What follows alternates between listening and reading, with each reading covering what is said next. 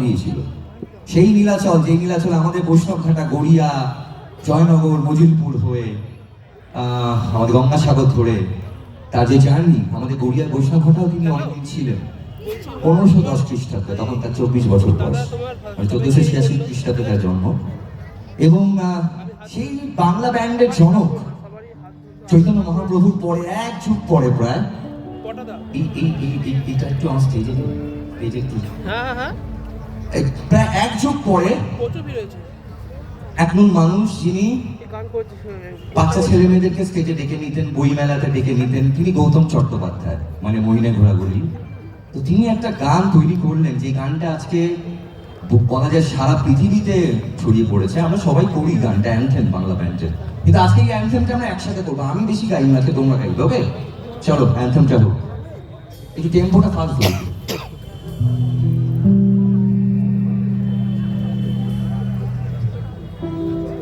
একটু দামুর থেকে টেম্পোটা নাও।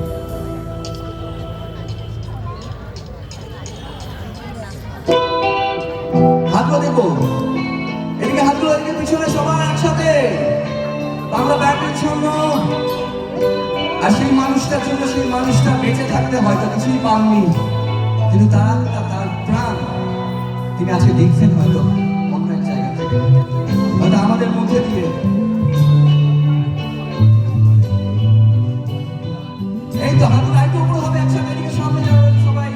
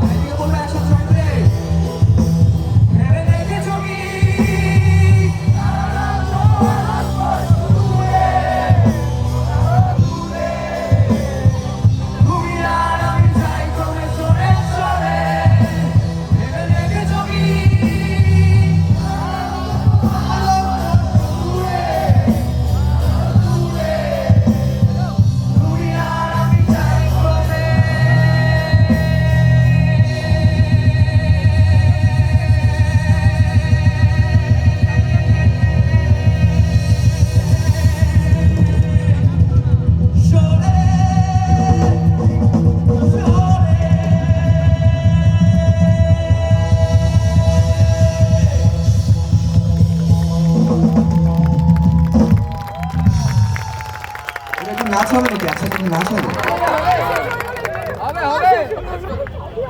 হবে